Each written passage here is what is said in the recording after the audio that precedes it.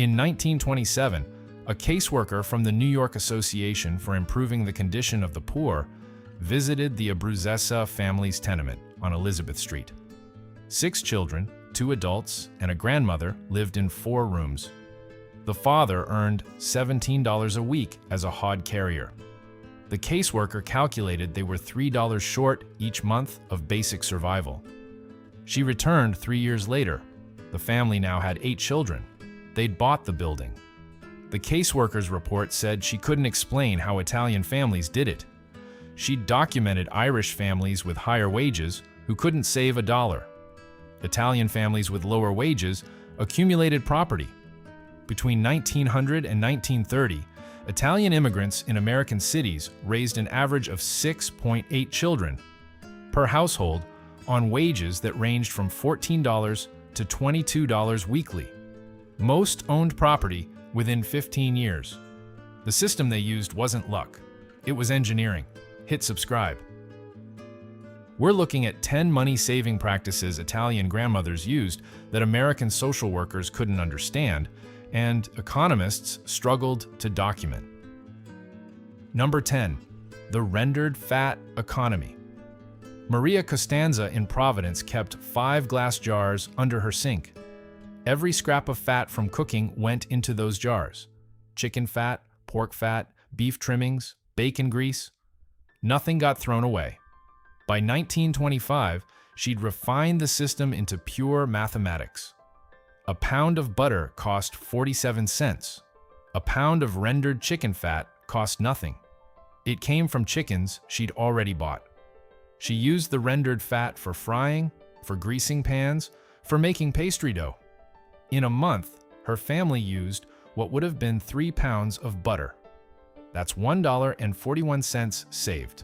Multiply by 12 months, $16.92 annually.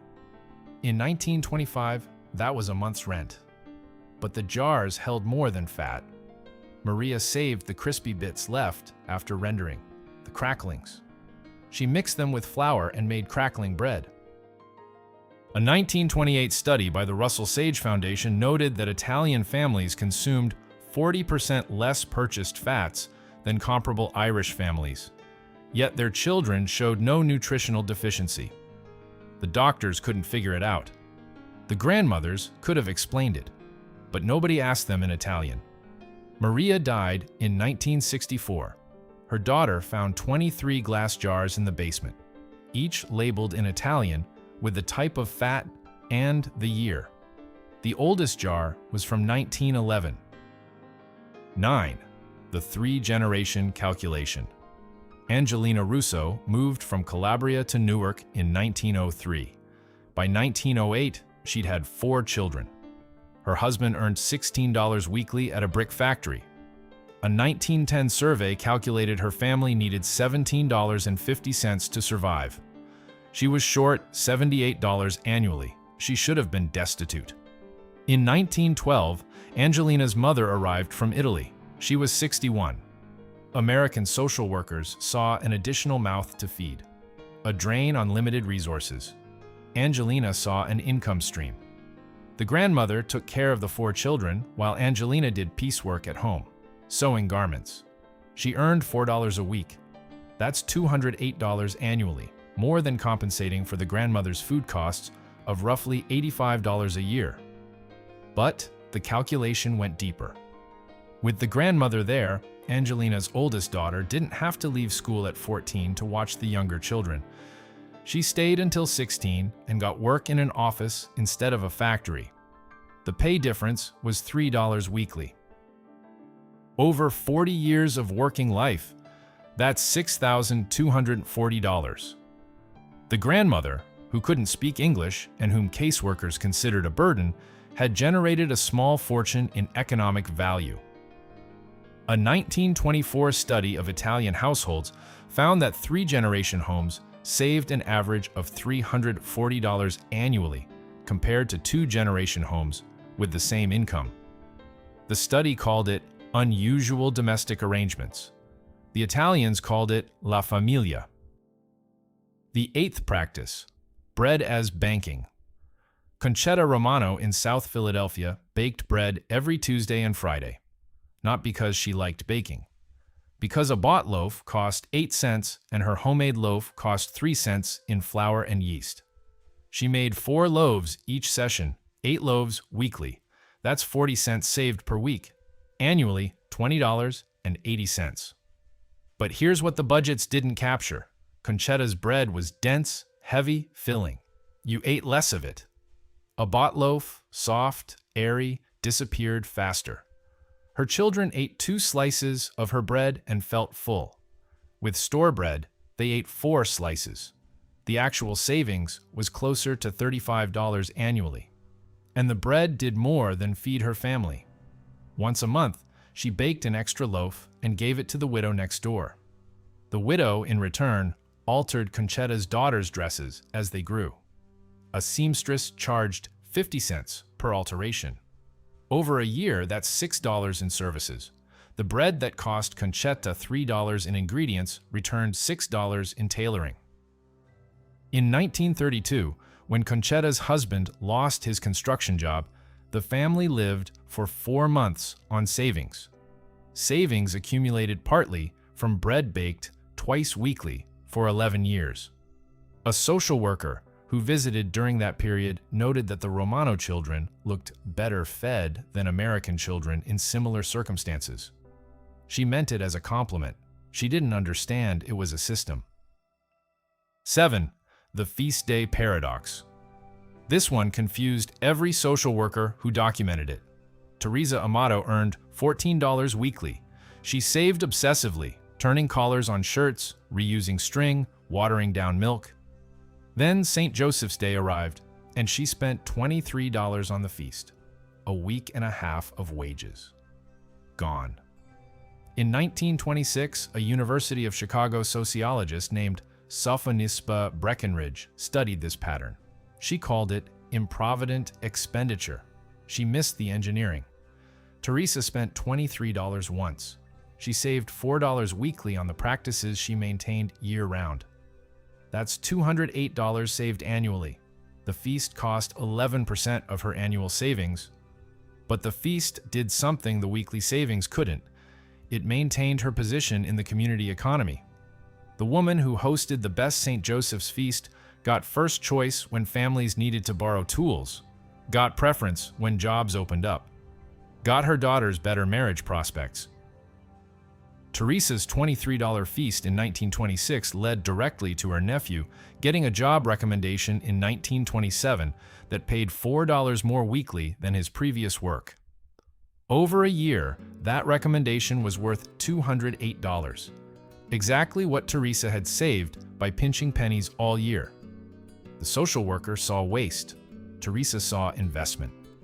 By 1935, Teresa owned a 3-family house. The social worker was still renting. Number 6. The Strategic Garden. Carlo Benedetto worked as a street cleaner in the Bronx, earning $18 weekly. In 1921, he rented a 20 by 30-foot plot in a community garden for $2 annually. Every morning before his 6 a.m. shift, he worked that plot for 40 minutes. Every evening after work, another hour. A 1923 study by the New York Association for Improving the Condition of the Poor calculated his garden's output. 80 pounds of tomatoes, 40 pounds of beans, 30 pounds of zucchini, 15 pounds of peppers, herbs. Market value, $18.40. His labor, 520 hours annually. That's 3.5 cents per hour, technically below any rational wage. But the study's author didn't understand the calculation. Carlo wasn't selling his labor. He was converting time he owned, before and after work, into food his family would otherwise buy. That $18.40 in produce saved was equivalent to earning an additional $18.40. But it wasn't taxed, wasn't subject to wage theft by employers, couldn't be lost to injury or seasonal layoffs. It was guaranteed value. And the garden produced a second income stream. Carlo's wife preserved the tomatoes. In winter, when tomatoes cost 15 cents per pound, They used their preserved supply. The preservation added another $8 in annual savings. Total garden value, $26.40, for a $2 plot rental and labor that cost nothing because it used time that had no competing value. Carlo died in 1956. His garden plot was still producing. His granddaughter, interviewed in 1998, said he'd never explained why he woke at 4:30 a.m. to work that plot. He just said, "The garden doesn't fire you." 5. The boarding system. Lucia Esposito's husband died in 1918, leaving her with 5 children and no income. A social worker visited and calculated her options: put the children in an institution or apply for charity. Lucia chose a third option the caseworker hadn't considered. She took in boarders, 2 men, both from her village in Campania, both working construction. She charged each $4 monthly for a bed and breakfast. That's $8 monthly, $96 annually. Her food costs for the 2 men, about $40 annually. Net profit, $56. But the real value was in the secondary system. The boarders paid in cash, but they also paid in labor. One boarder fixed her stove when it broke, saved her a $3 repair.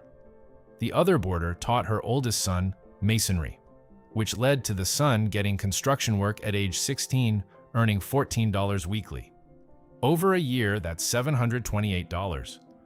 The boarding arrangement had created an apprenticeship worth more than the cash rent.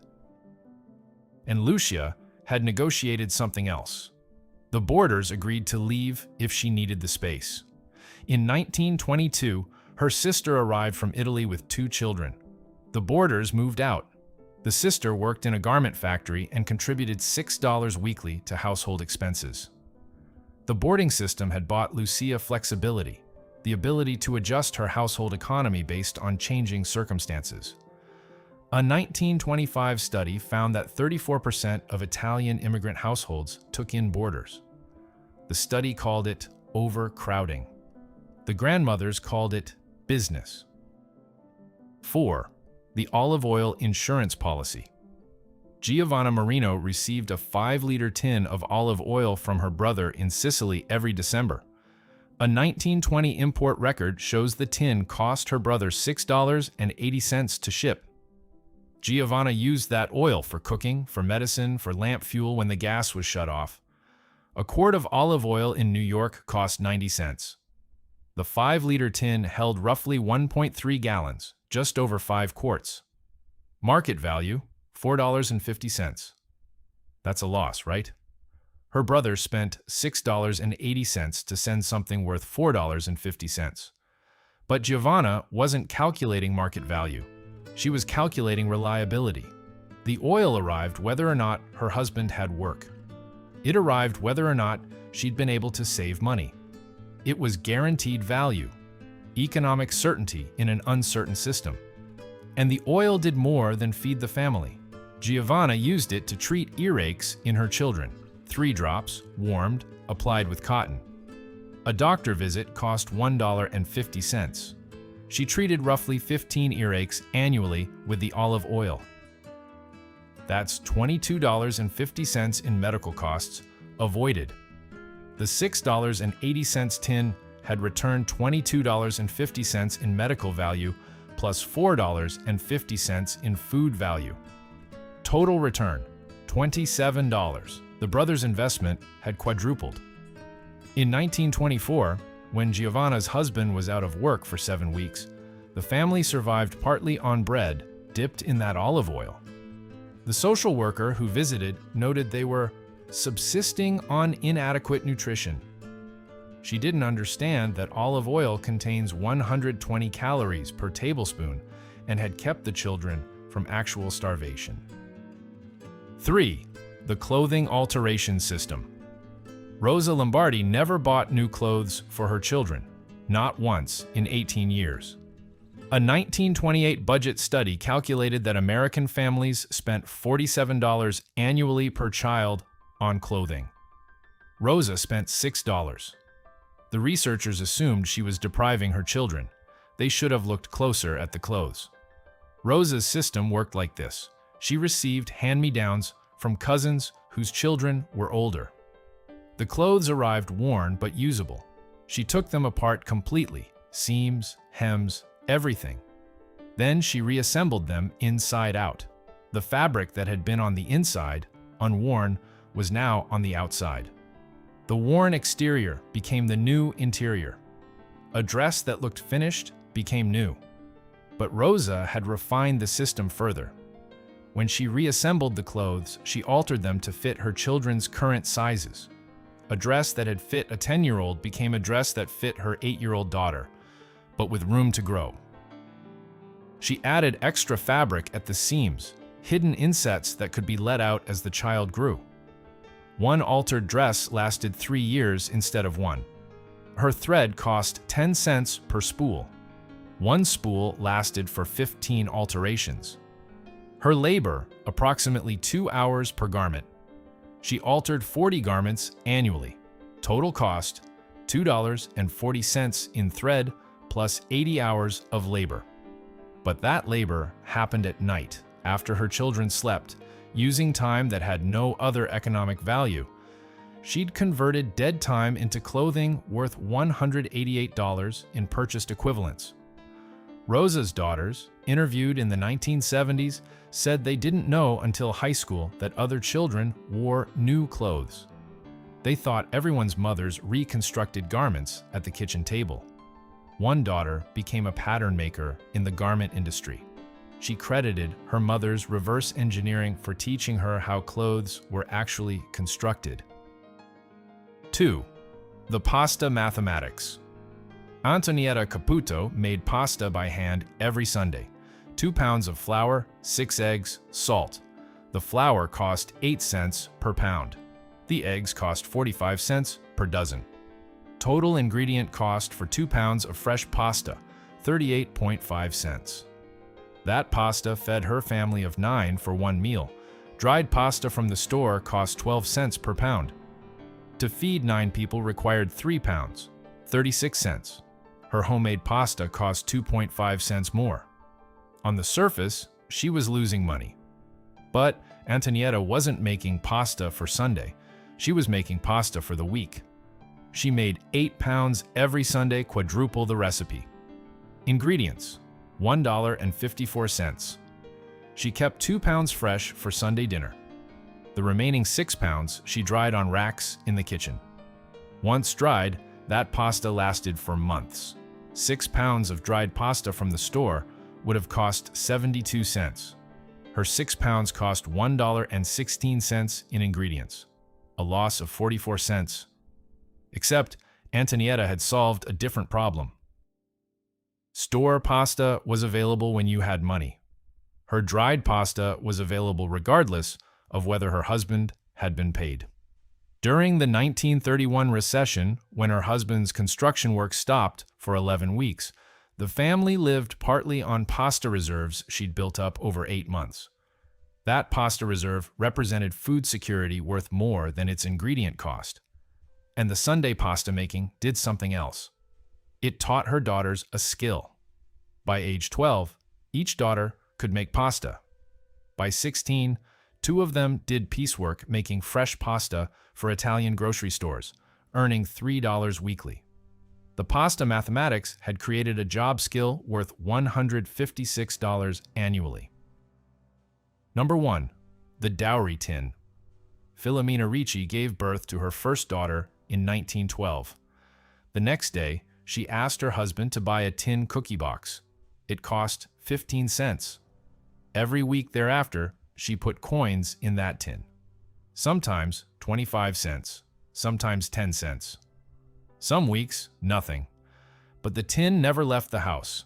A social worker visited in 1920 and saw the tin. She asked what it was for. Filomena said, "La dote," the dowry. The caseworker calculated that Filomena's husband earned $17 weekly. After rent, food, and basic expenses, the family had $1.30 surplus monthly. The caseworker noted that the family could be saving that surplus in a bank account earning 3% interest. Instead, they were putting coins in a tin earning nothing. But Filomena wasn't saving for interest. She was saving for certainty. A bank could fail. The tin couldn't. The 1920s saw multiple Italian immigrant bank failures, banks that had advertised specifically to Italian depositors. Filomena's paesani lost everything. Her tin, hidden behind the flour canister, lost nothing. By 1930, when her daughter married, the tin held $318. That dowry bought bedroom furniture, kitchen equipment, and linens. But more importantly, it gave Filomena's daughter negotiating power in the marriage. The daughter married a man she'd chosen, not a man her family had chosen for economic reasons. The tin had bought autonomy worth more than $318. Filomena had 3 more daughters.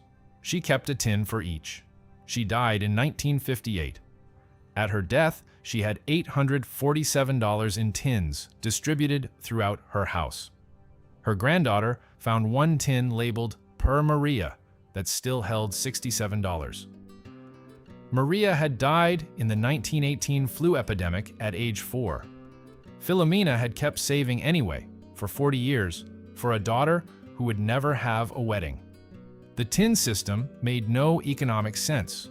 It earned no interest. It was vulnerable to theft. It was invisible to everyone except the woman who kept it. And it worked better than any banking system available to Italian immigrants in America between 1910 and 1950. Sometimes, what looks improvident to economists is actually engineering that serves purposes the economists can't measure.